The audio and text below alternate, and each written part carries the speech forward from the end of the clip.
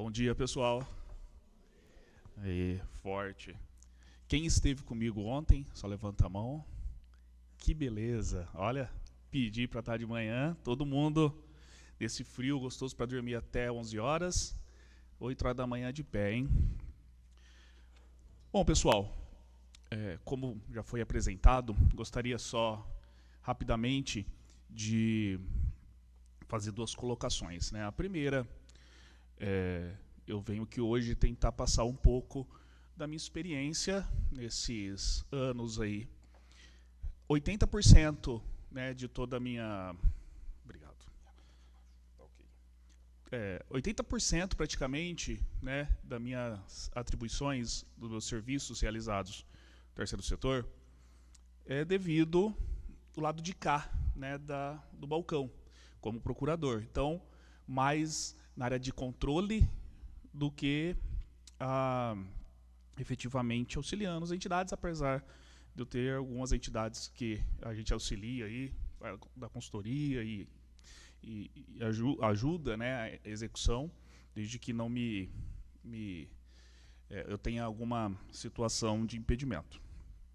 De todo modo, eu acho que hoje, agora, a gente vai tratar um pouco mais da parte um pouco mais, vamos dizer assim, penosa, né, que é a hora que a gente está lá no processo inteiro, prestou conta e daqui a pouco vem apontamento, vem tanto do órgão concessor, né, então tanto do município, do estado ou da União, quanto dos tribunais, seja ele Tribunal de Contas, TCU, ou na Justiça, né? A gente tem bastante coisa sobre o terceiro setor Supremo falando, vou falar algumas coisas aqui hoje, decisões do STJ, e é importante.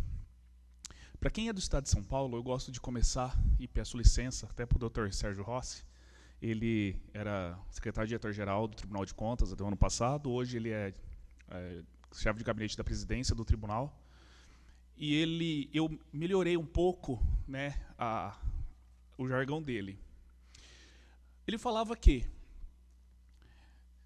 de toda a receita que o município recebe, metade era para folha de pagamento, praticamente, quase metade, e o outro restante era praticamente licitação. E eu trouxe alguns dados aqui e eu vou melhorar. Metade é folha de pagamento, o outro restante, maior parte licitação e terceiro setor. Por que eu falo terceiro setor? Apesar de a gente vai falar hoje sobre a 3019, né, especificamente sobre termo de fomento, termo de coloração, mas porque o terceiro setor chega onde o Estado não chega, onde o Estado precisa, tem déficit, e é isso que ele chega, ele se propõe a fazer. Então, olha só, há uma semana saiu um relatório, né, do terceiro setor de atividades. Eu sei que aqui eu tenho colegas aqui de Minas, de outros estados, mas só para vocês entenderem o fluxo de verba que é destinada para esse setor. Hoje, no estado de São Paulo, em 2024, foram repassados recursos públicos no montante de 47 bilhões em 2024 para o terceiro setor. Veja que 8 bilhões foi para demais funções e 38 bilhões foi para a saúde.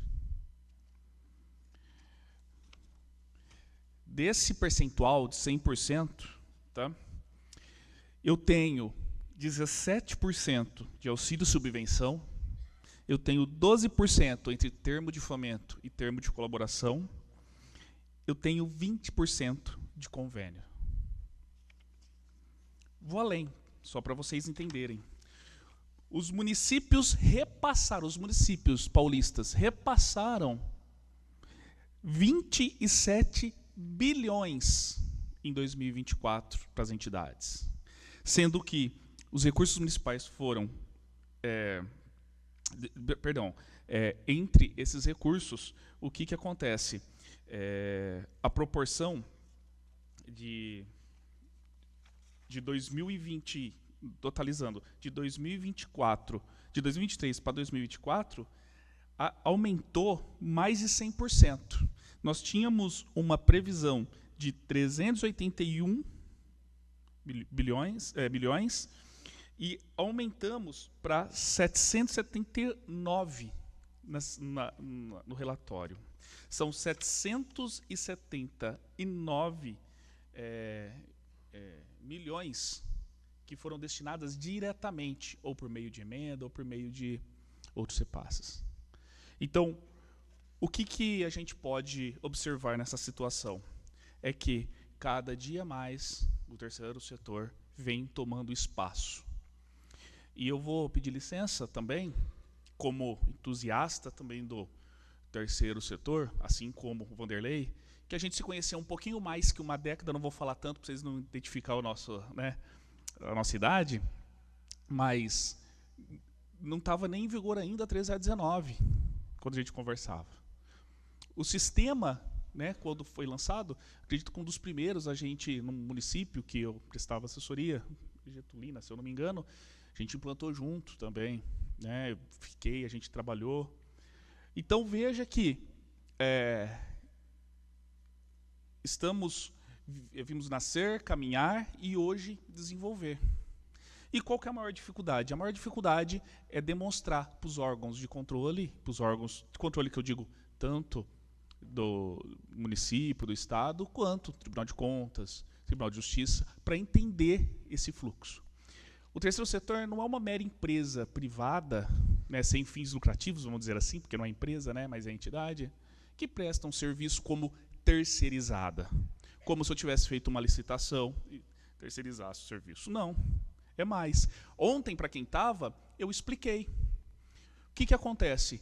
Quando as entidades recebem o repasse público, ela precisa perceber que ela tem que estar dentro daqueles limites constitucionais que são os princípios que a administração pública executa, que tem que observar.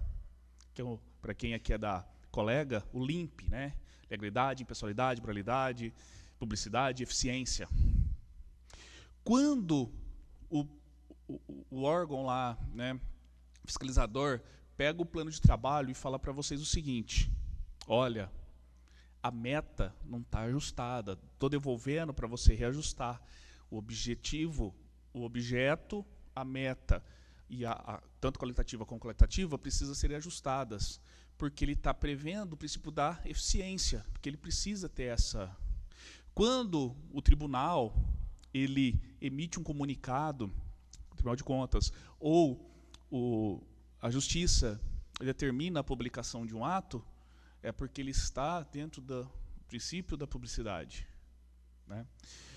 Então veja que é importante que vocês tenham em mente que quando recebemos esse repasse público, nós precisamos também agir como repassadores, como administração pública age. Vou dar um exemplo para vocês. Há uns 2 meses atrás, no máximo, houve uma grande decisão aqui no estado de São Paulo e depois de alguns dias também em Minas. E eu vou explicar. Uma entidade, e aqui me reservo o direito de não simplificar qual que é, mas uma entidade, ela realizou uma contratação de um prestador de serviço. E essa entidade, como deve ser, ela tem lá um regramento de contratações. Então, ela publica, pega o currículo, analisa, faz entrevista, pontua lá o pessoal e não importa. Ela tem lá um regramento. E me parece que ela não seguiu meio que alinhado com o regramento interno da entidade. O Tribunal de Contas de São Paulo, numa decisão, suspendeu a contratação. Mas pode? É uma entidade privada, com regras próprias. Pode, porque essa contratação é derivada de um ajuste, de uma parceria. E veja, pessoal, para quem quiser anotar, que na ADI 1923 do Supremo Tribunal Federal, isso há alguns anos já, ele estabeleceu um marco regulatório do terceiro setor sobre a interpretação de que instituições paraestatais não estão imunes aos controles externos, que é o Tribunal de Contas ou o Ministério Público. Então, o que acontece? Mais uma vez, como eu disse ontem, para quem estava me ouvindo, é o seguinte: o regulamento de compras, ou o regulamento de contratações, ou plano de contratações, precisa existir na entidade? Sim, precisa. Tivemos um questionamento ontem também, que é o seguinte: falávamos sobre o rateio, que dá muito problema. E eu disse, olha, por enquanto, no estado de São Paulo, ainda é exigido que o município, o estado já tem, mas o município, ele tenha uma normativa sobre o que pode e o que não pode em questão do rateio. O estado, a gente tem na saúde, na Secretaria de Saúde, uma portaria, uma resolução, se eu não me engano, dizendo quais são o que pode e o que não pode. O município também. Mas aí você pode perguntar, Williams, e caso o município que eu tenho aqui é uma parceria, não tenha?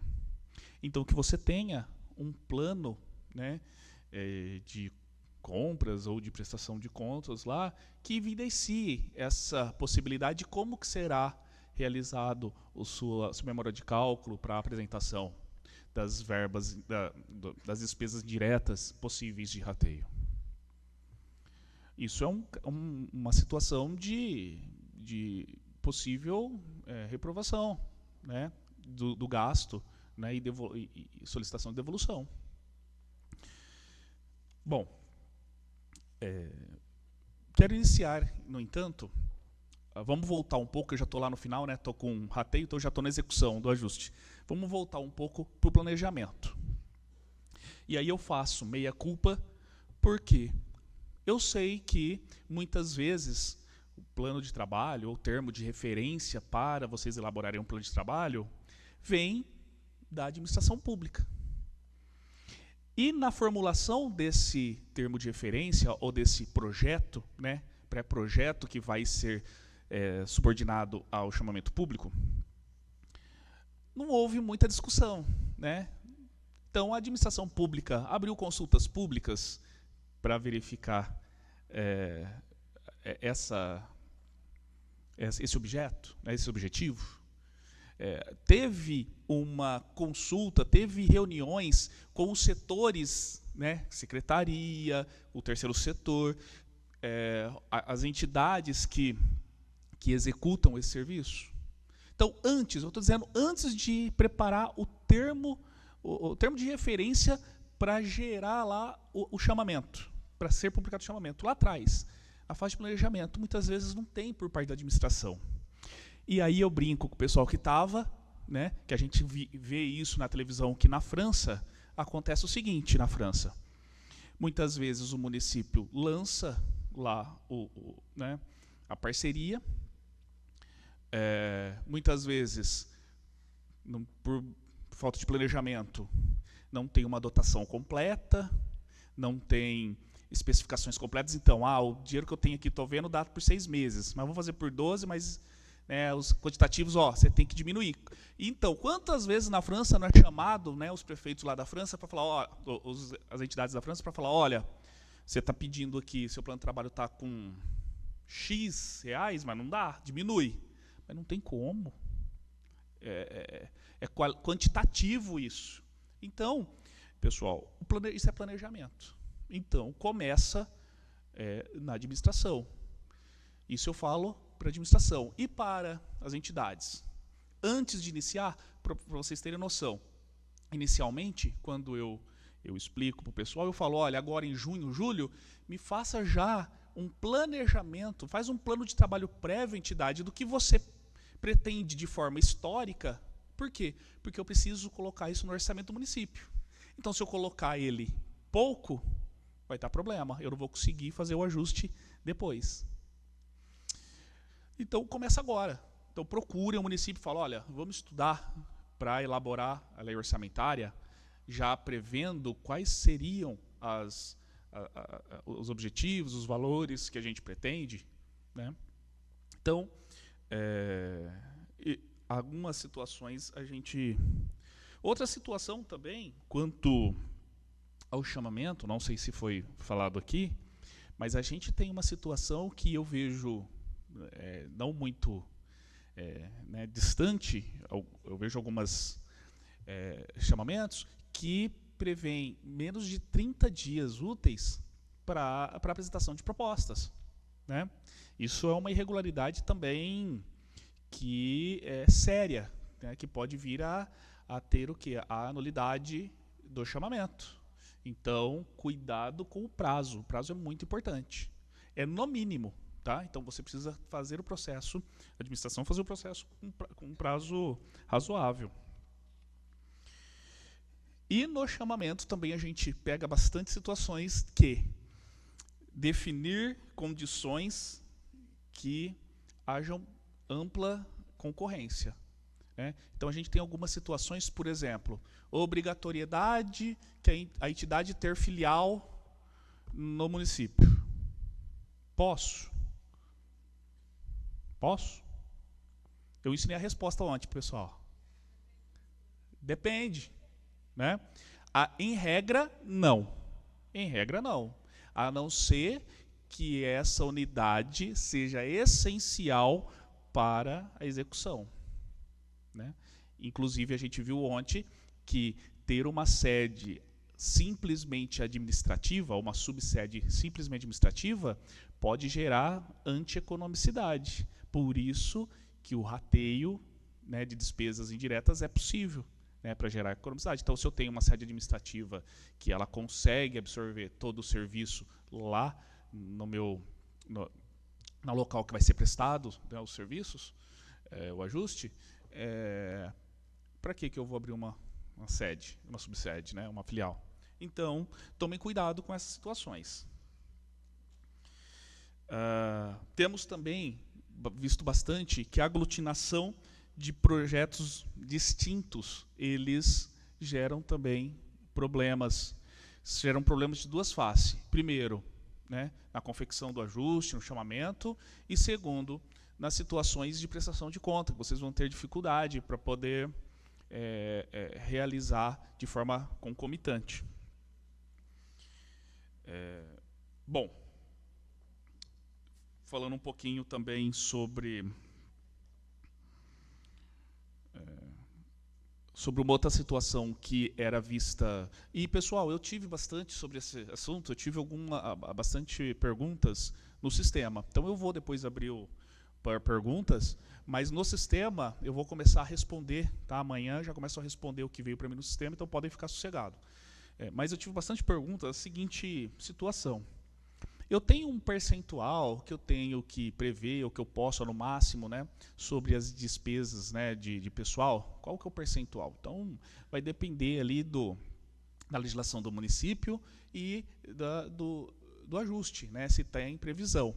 Mas uma coisa que estava acontecendo, principalmente em outros estados, né, era que, porque o Supremo tinha uma decisão de que a terceirização, né, para a entidade geraria também,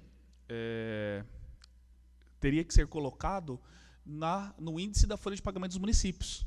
Então, vamos supor, eu terceirizei os serviços, né, eu fiz um chamamento e tal dos serviços lá médicos, né, complementares.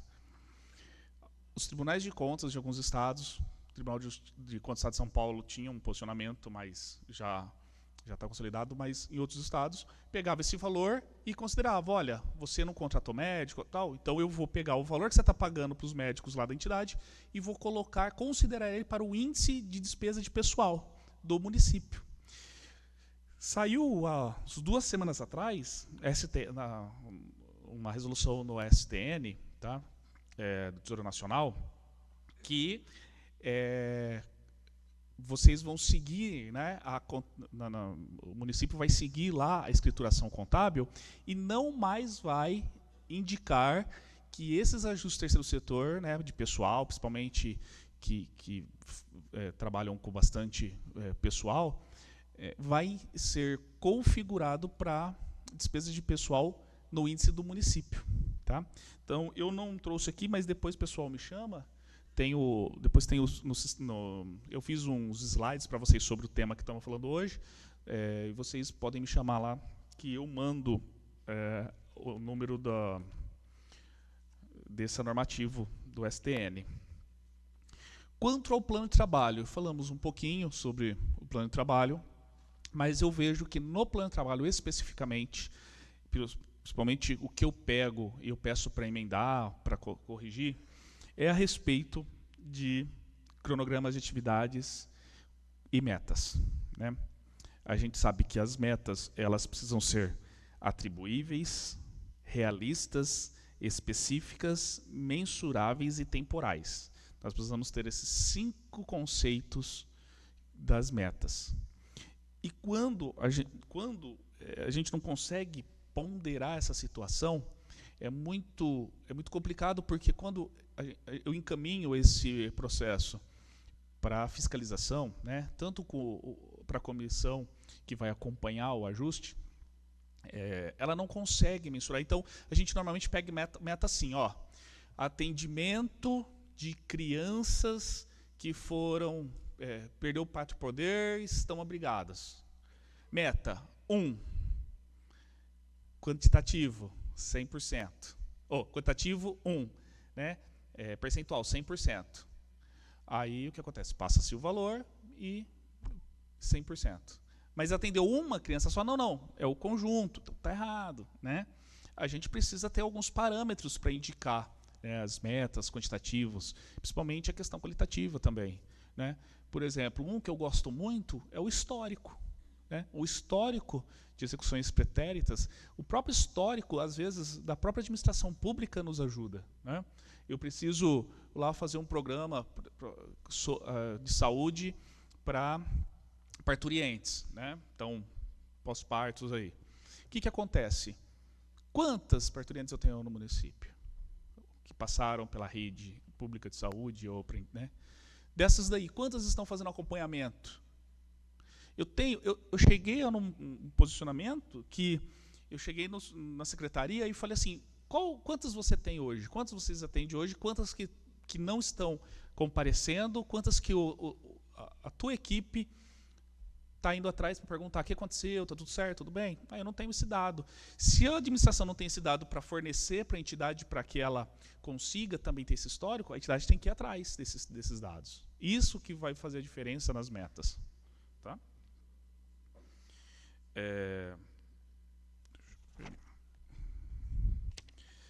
Outra situação que nos é colocado ainda também quanto à situação do rateio que eu me recordei agora, é que toda vez que eu vou fazer uma despesa, e isso a gente tem bastante, alguns posicionamentos divergentes em vários estados, a respeito de serviços de terceiros. Então eu tenho alguns problemas, por exemplo, como serviço de assessoria contábil, assessoria jurídica, assessoria administrativa técnica, né? E aí eu tenho que prestar atenção que o seguinte, o rateio não é uma taxa lá para remuneração da entidade, porque ela tem lá os serviços administrativos e eu preciso remunerar ela para isso. Não. O rateio, nesses casos, é uma situação que eu tenho que evidenciar e demonstrar que esses serviços indiretos, até porque se eu tenho uma unidade, eu tenho lá um contador só para aquela unidade, para fazer a contabilidade daquela unidade, não é serviço direto. É direto, tem que estar autorizado no plano de trabalho. Tá? Outra situação, tá, pessoal? Então, eu preciso também dessas despesas serem autorizadas no plano de trabalho. Ela tem que estar autorizada. Não adianta no meio do caminho eu ter lá uma despesa direta e colocar como rateio, eu não posso. Tá bom?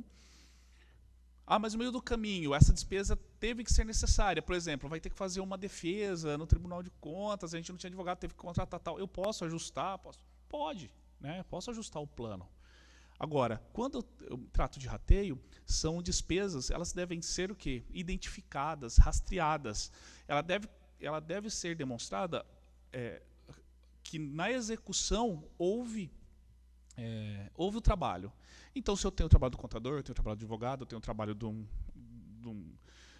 uma consultoria administrativa para alguma situação, ela tem que ser demonstrada.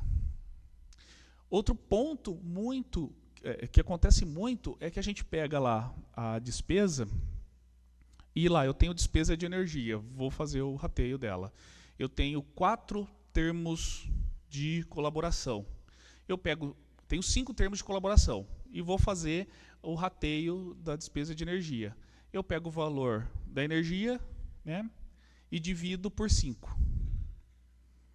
Não pode, né? É uma memória de cálculo. Quando eu faço isso, isso se chama taxa administrativa, né? Como que eu tenho que ser feito? Eu tenho que ser feito proporcionalmente, né? Então, desses 5, né, o volume de valores que é repassado para esses 5, um é 10 mil, outro é 50 mil, outro é 20 mil, então eu vou fazer proporcionalmente com o volume de valores repassados pelo ajuste, para que um ajuste menor não seja onerado no percentual do que um ajuste maior, né? Então eu tenho que fazer essa. E veja que isso, nós vimos ontem, não é simplesmente matemático, claro, né? Por quê? Porque eu preciso analisar uma memória de cálculo para cada despesa. Enquanto eu tenho uma despesa de energia que é fácil, eu pego o valor do ajuste lá, pego a proporção do ajuste em relação ao valor total de tudo que eu recebo da administração pública. Quando eu falo em funcionário, eu tenho INSS, eu tenho FGTS, que aí eu preciso analisar a proporção de pagamento e a proporção de gasto em cada termo, em cada ajuste. Quantos funcionários foram alocados em cada ajuste e fazer essa divisão. Importante destacar que em São Paulo nós temos a instrução número 1, 2024, que ela traz lá até critérios de como tem que ser apresentado, quais os documentos. Inclusive tem um detalhamento que ninguém prevê, mas eu preciso que esse detalhamento venha escrito lá, exemplificado, como foi feito a memória de cálculo e como foi feito o rateio. E aí, às vezes, vem lá uma rejeição nas contas, ou um pedido de devolução dos valores, a gente não sabe por quê. É exatamente por conta disso.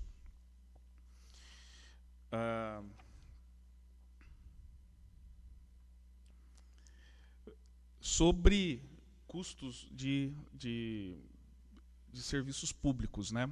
E aí a gente tem uma situação também muito interessante para falar. Nós temos também maiores causas aí de devolução de valor, né? Inclusive com possibilidade até de abertura, se for verificado dolo nessa situação, de improbidade administrativa, tá? Nesse caso. De não verificação pela entidade sobre o custo dos serviços, né? Então, vamos dar um exemplo. Na administração pública, né, o custo lá que eu tenho sobre um determinado serviço é de 10. Quando eu faço o ajuste vem solicitando serviço idêntico, né, ou parecido, né, pelo valor de R$20. Um exemplo. Então, isso é claramente causa já de supressão. Agora, a gente vai além. Eu vou analisar se isso não houve um abuso, né? Então, nós temos algumas situações graves contra isso. Nós temos o TC, para quem é de São Paulo, 4678-98921, que ele fala sobre essa situação de prejuízo, né? Eficiência, economicidade, vantajosidade. Eu tenho outra situação também emblemática, que não sei se algum dos senhores já passou, mas eu tenho situações de solicitação de depreciação de material, de consumo, né? Por quê? Porque normalmente no ajuste vem indicado que a entidade também tem que trazer determinado equipamento, né, principalmente na saúde e tal, e aí começam as solicitações de depreciação. Aí tem pergunta para vocês, esse bem vai ficar para a entidade? Vai ficar para a entidade. Ou vai reverter para o município? Se for para reverter para o município, beleza. Agora, se não, vai ficar para a entidade. É possível? Não é possível? Eu entendo que é possível. Mas na maioria dos custos que a gente faz inicialmente, a gente vê que esse valor já foi, de alguma forma, diluído na proposta, né, na proposta de trabalho. Então tomem cuidado. Vocês diluírem o valor do custo na proposta de trabalho e depois, lá na execução, pedir a depreciação. E isso, ao meu ver, né, salvo o melhor juízo, é um motivo de glosa aí dessa despesa ou dessa solicitação. Outra situação que nós discutimos ontem, né? Discutimos ontem uma situação de não atingimento de metas. Aí eu tenho duas situações, não atingimento de metas. A primeira, houve atraso nos repasses? Porque na França normalmente acontece. Houve atraso dos repasses. Então eu tenho uma justificativa para reprogramar uma meta, né? Olha, não houve atraso dos repasses, mas não houve prejuízo da meta, porque eu utilizei uma contrapartida própria e tal. Eu posso pedir o reembolso disso futuramente, porque eu vou pagar com dinheiro principal, né, da fonte da entidade, e só depois que esse dinheiro veio repassado. Posso, não tem problema quanto a isso. Inclusive, é um fato de prorrogação de ofício, né, quando os repasses são atrasados e a administração pública de ofício tem que falar, olha, eu estou atrasada, então vamos prorrogar isso daí para que não haja problema, sim, pelo período do atraso. É possível. Sobre atingimento de metas ainda. Foi me perguntado o seguinte ontem, talvez seja a pergunta de muitos.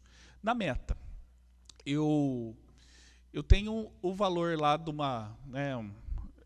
um valor colocado lá para atingimento de R$100, vamos dizer, só para ficar números fáceis para você. Só que todo ano atinge 80 e R$20 sempre pede um aditivo para poder utilizar com uma outra despesa, né? Com outro. O que está acontecendo? Duas coisas. Uma, ou está superestimando, né, a meta, então eu preciso que isso seja quantificado novamente para os próximos ajustes, né? Ou está sendo padrão, então está copiando de um ano para o outro e vindo todo ano dessa forma. Então tomem cuidado, tá? Então é orçamentário isso. Então se eu pedir um valor para cumprimento do objetivo e descrevi lá qual é o prazo, qual é o tempo que eu vou cumprir, qual a quantidade, qual o percentual, eu preciso que isso seja cumprido, né? E aí cabe quem? Cabe a comissão de monitoramento, dentro do período do ajuste, verificar, olha, eu tinha um cumprimento dessa meta, ela não está sendo cumprido, ela está sendo cumprida, lógico, está executando, mas ela não está atingindo, né, os objetivos. Então, isso é motivo de justificativa pela entidade. Então, a comissão vai falar, ó, entidade, tem uma meta aqui que era para ela chegar nos 6 meses e está com 50%. Ela está só com 20%. O que aconteceu? Outra situação que também não sei se é um problema, porque eu coloco como recomendação, aprovo com recomendação, mas eu estou no meio do caminho, então eu tinha no plano de trabalho para compra de medicamento, um valor X, que historicamente era um valor que existia, né? No meio do caminho, esse medicamento diminuiu um pouco, só que aumentou em um outro serviço, aumentou em uma outra despesa, aumentou, né? Um fluxo, por exemplo, de exame aumentou em vez de medicamento.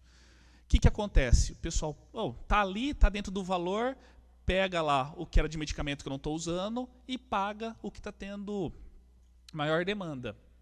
Posso? Para quem estava ontem, posso? Posso? Depende. Depende, sabe por quê, pessoal? Primeira coisa, antes de você utilizar, você precisa pedir autorização. Esse dinheiro não é da entidade. Esse dinheiro está para a entidade, para desenvolver aquilo que ela falou. Então, vamos lá fazer um termo aditivo, ou um apostilamento, dependendo se for no mesmo grau de despesa, né? Então, normalmente na França, usa, aí em dezembro pede o aditamento. Na França, normalmente usa primeiro para depois pedir lá o ajuste. Não, você pode ter vários aditamentos, vários termos, né? Vários apostilamentos, mas vai pedindo, vai trabalhando em conjunto, né?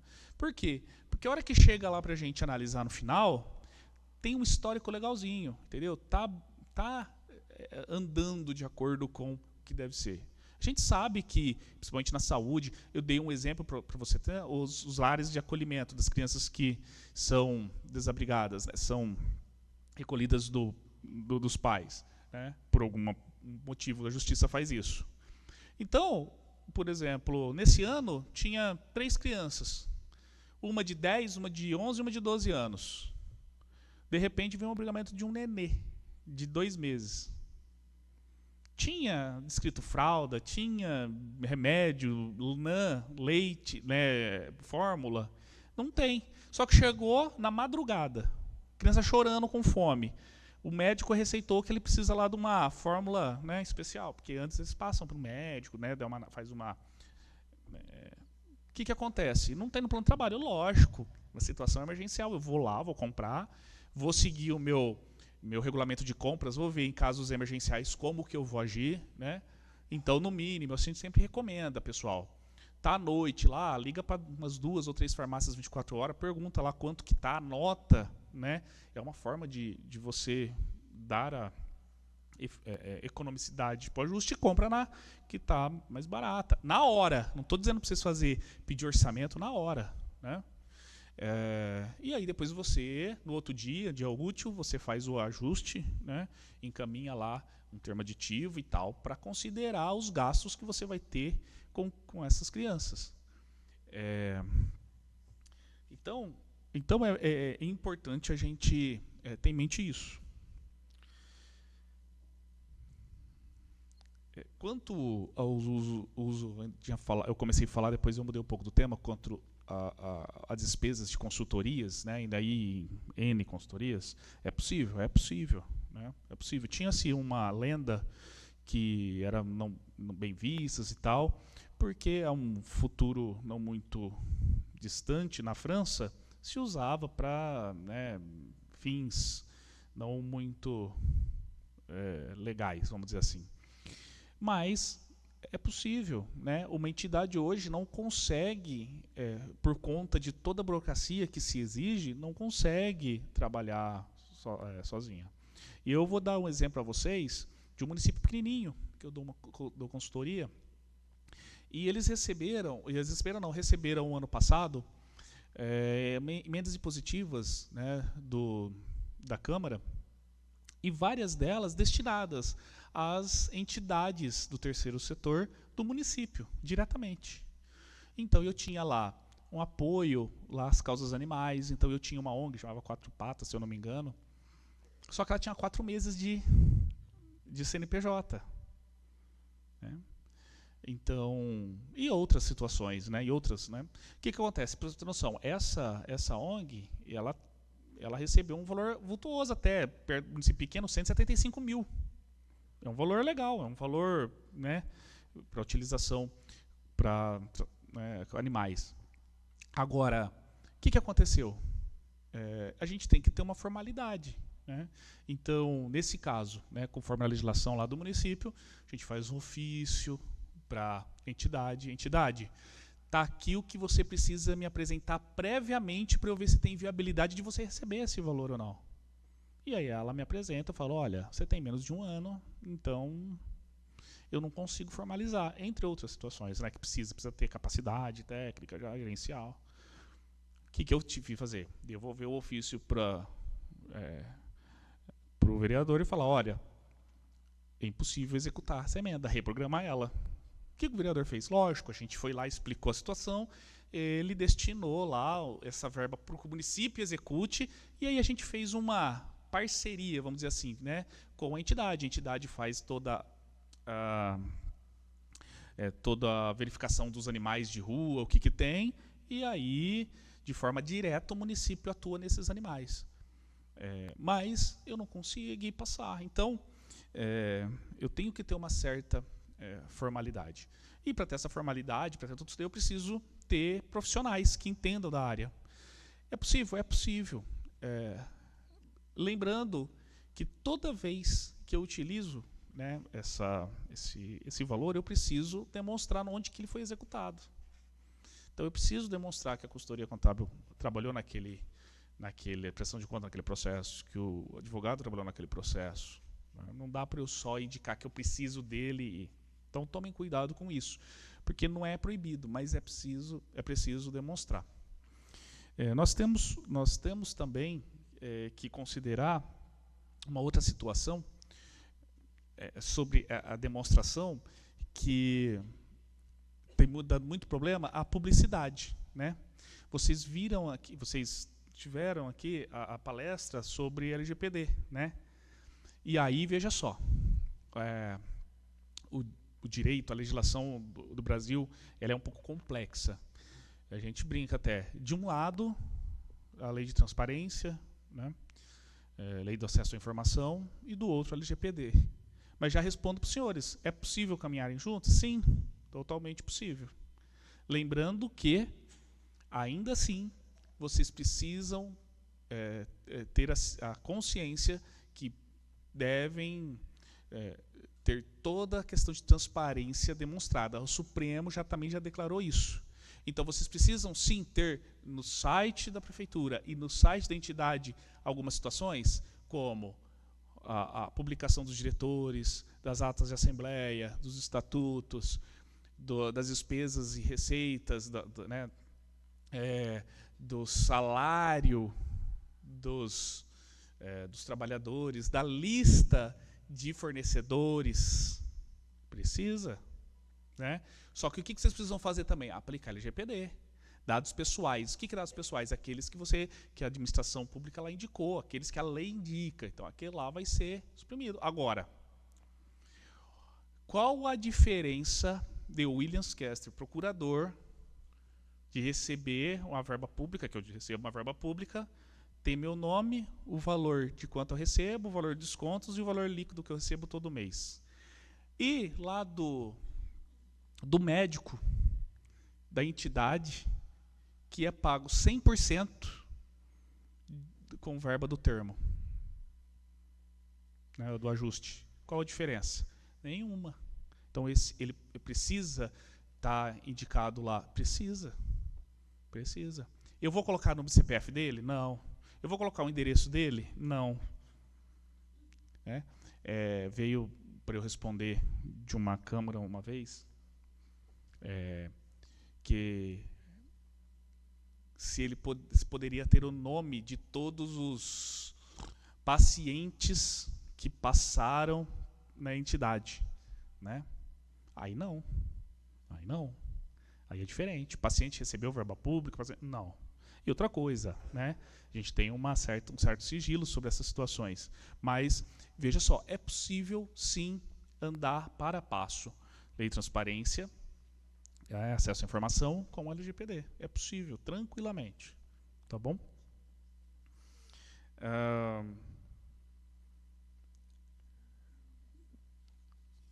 Deixa eu ver. Tá, tem mais um tempinho ainda. Pessoal, outra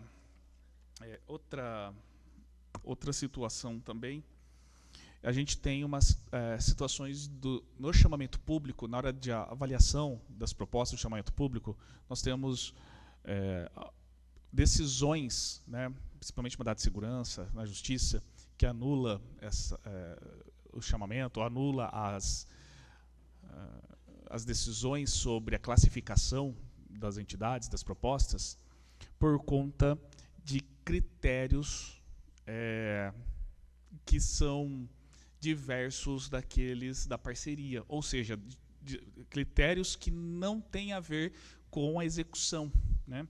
Nós temos, eu vou falar para vocês o número de um TC no estado de São Paulo, também emblemático, que tem bastante coisas que dá para vocês retirarem. É o 27018 989 de 2022. Esse TC ele é emblemático por quê? O conjunto de apurações que nós precisamos fazer, que são técnicas, são de sustentabilidade, que são critérios de adequação da proposta, do plano de trabalho, eles devem ser feitos, mas de forma objetiva. Não é assim, gostei mais dos desenhos que essa proposta colocou. Então, não é isso. Tá? E na maioria das vezes, a justiça reverte, tá? Manda adequar.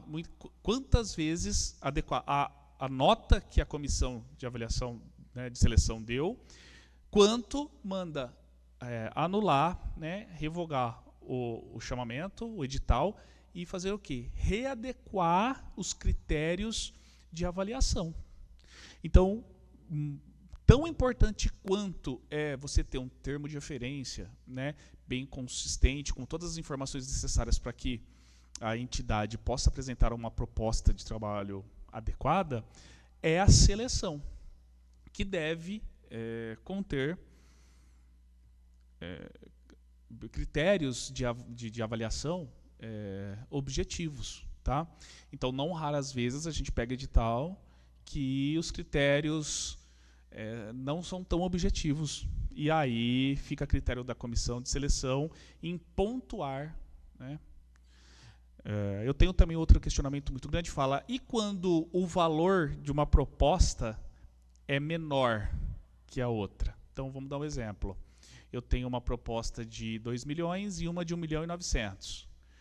Pessoal, o chamamento público não é uma licitação. Apesar de eu ter que prevê o princípio da economicidade, a gente sempre está privando pela melhor proposta. Quando eu falo melhor, não é a mais barata, né, ou mais econômica. Quando eu falo de economicidade, é o conjunto de valor com qualidade. Né? Então, a gente sempre observa inicialmente o que? A proposta técnica. Se ela não destoar muito das demais propostas, ou seja, o valor for muito destoado, não há por que a gente validar assim valores dessa proposta.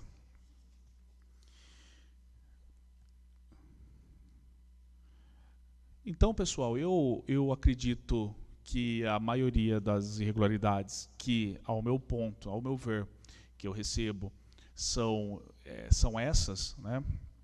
E que é importante a gente ter ciência, tanto quanto a entidade, quanto a administração, para, tanto em processos de chamamento, como elegibilidade, a gente ter esses cuidados, essas cautelas, para que não aconteça maiores, né, problemas.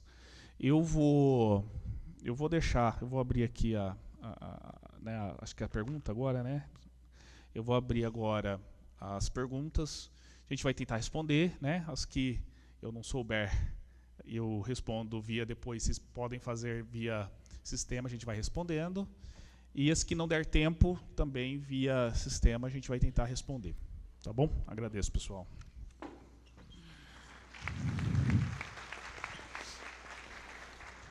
Obrigado. Obrigado, Williams. Perguntas para o nosso Williams? Perguntas para o nosso Williams?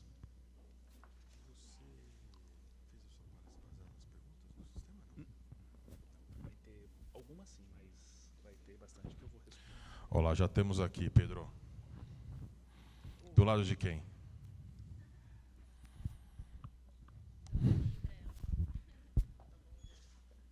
Obrigada. Deixa eu só pegar aqui. Bom dia. Bom dia. Fernanda de Jaú.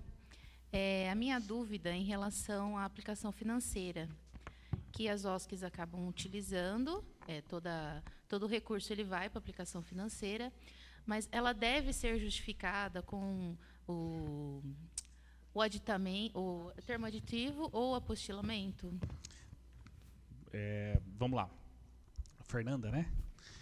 Fernanda, eu vou te responder isso daí, mas vou emendar uma questão que veio nas perguntas, né? A questão, eu tenho duas situações sobre a questão, vamos dizer assim, financeira. A primeira é sobre os rendimentos e a segunda é sobre também as questões das tarifas que os bancos cobram, né? Então, vamos primeiro para mais fácil, né? As tarifas. As tarifas, pessoal, há uma orientação que as contas sejam, né, de repasse e de recebimento sejam em bancos oficiais, Banco do Brasil, Caixa Federal, e que vocês façam um ofício falando, olha, somos entidades, vocês precisam isentar as tarifas, protocola isso daí. Por quê? Porque o Tribunal de Contas vai verificar, vai falar, olha, você não tem que pagar tarifa, isso daqui é um gasto, né? Só que aí você mostra, fala, olha, eu solicitei, está aqui, ele negou, e aí isso vai ser justificado. E a segunda situação é os rendimentos. Os rendimentos são da entidade, então a entidade pode utilizar, e a gente também, por cautela, também pede que faça, ou, dependendo do seu regulamento, ou um termo de apostilamento, ou um aditivo. Normalmente, se você vai utilizar para as mesmas finalidades ali, não é nada que você vai pegar a aplicação e utilizar em outra finalidade que não esteja listado ali, é possível até um termo de apostilamento, porque é derivado de uma situação subsidiária. Mas você tem que deixar bem claro ali que aquilo lá, como vai ser utilizado aquilo lá.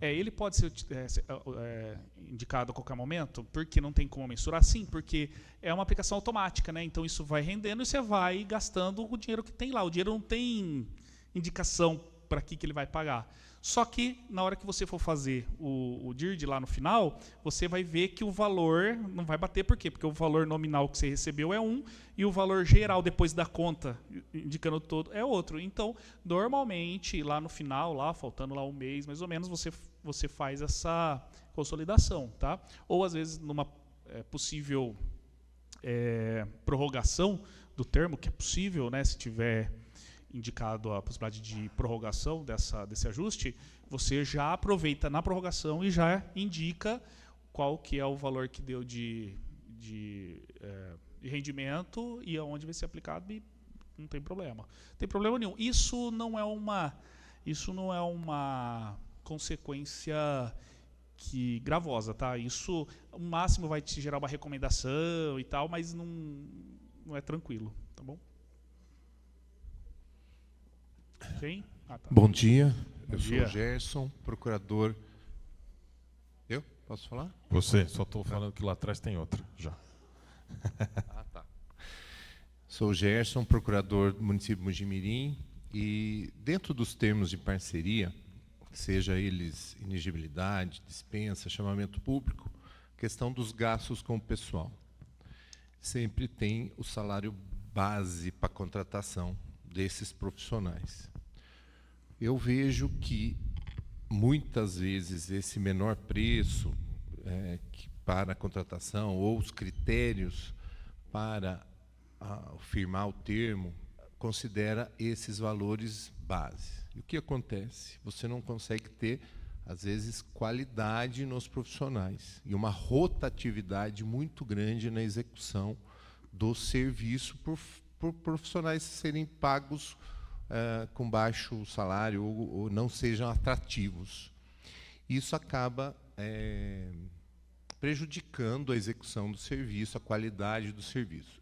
Já tivemos casos lá em Mojimirim, o Tribunal de Contas apontar que aquela OSC gastava acima, né, com o pessoal já estava acima, porque ela tinha um critério lá interno de produtividade, enfim, pagava, e aí o tribunal apontou que estava muito acima, né, do valor, e isso fez que o município até cortasse com ela, fizesse outro chamamento público, parametrizasse valores mais baixos, enfim, como exigir também a qualidade na questão dos gastos com o pessoal nessa situação, para evitar má execução do serviço?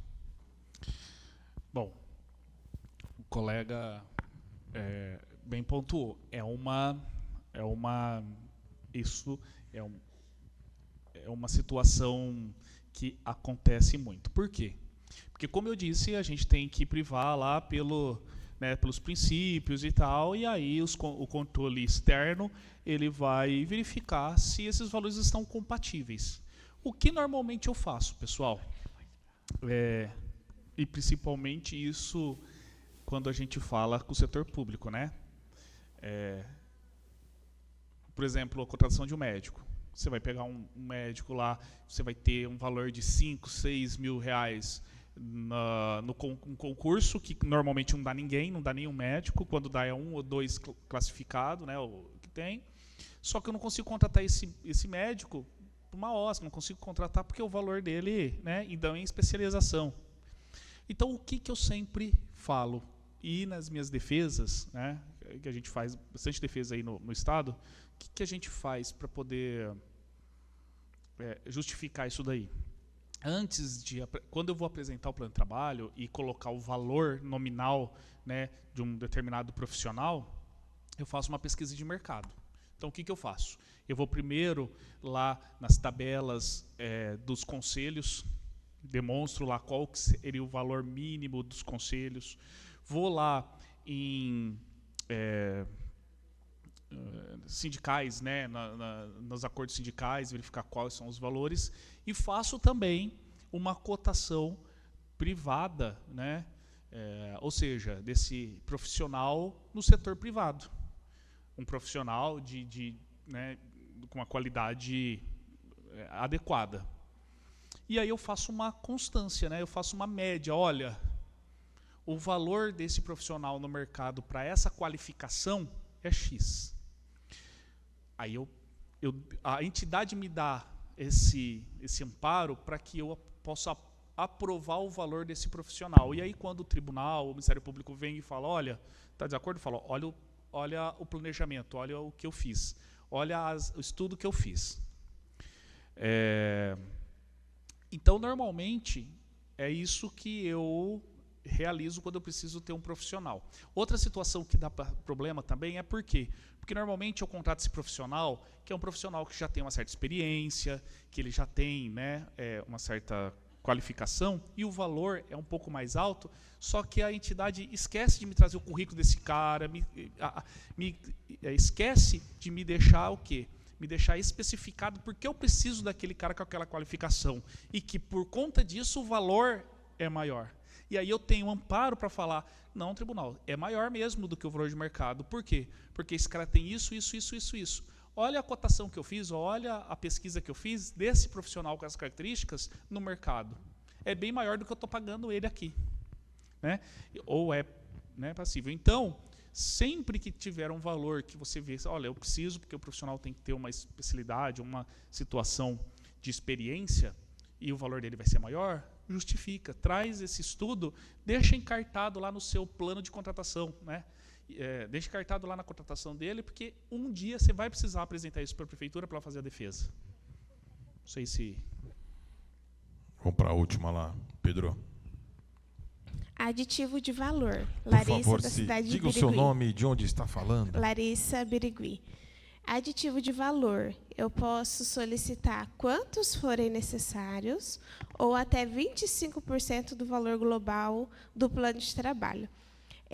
Quando esse recurso, essa fonte vem de recurso 01, direto do município, eles já devem prever esse valor de aumento de 25% de aditivo?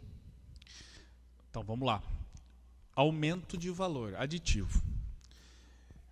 A gente trabalha, né, e sempre trabalhou, até isso na 8666, quando a gente trazia alguns parâmetros, né, porque ela fala que se aplica, né, em casos análogos, mas os 25% foi considerado nessa situação de aditamento né, de termo. Eu entendo que você pode aditar, tá, quando você precisar. No entanto, qual é o motivo desse aditamento? Então, eu vou dar um exemplo para você. Eu aditei porque eu esqueci de colocar no plano de trabalho isso. Ou não, eu aditei mais de 25% porque veio a pandemia, eu tive que criar 4 alas, trazer mais 50 médicos. Então, vai dar mais que 25%? Claro que vai. Então, eu entendo que é lógico, a gente tem que verificar a legislação do seu município, o que ele prevê, porque tem município que prevê percentual de aditamento, percentual de gasto com folha para as entidades. Então, eu tenho todos esses percentuais que eu tenho que verificar, porque é uma legislação interna, né? Mas eu entendo ser possível qualquer tipo de aditamento, ainda que seja maior do que o previsto lá na tua norma, na tua legislação, desde que ele seja previamente solicitado, justificado, acompanhamento tanto da comissão, né, lá de seleção ou de monitoramento, controle interno e procuradoria. E a questão, qual que é a segunda que você falou? Que ele já vem da fonte do Tesouro com 25%. O que é que você... Eu não entendi a segunda parte.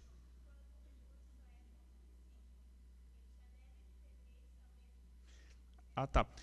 Eu não costumo colocar no plano de trabalho ou no termo que poderá ser aditado até 25%. Eu coloco que os ajustes poderão ser realizados de forma qualitativa ou quantitativa.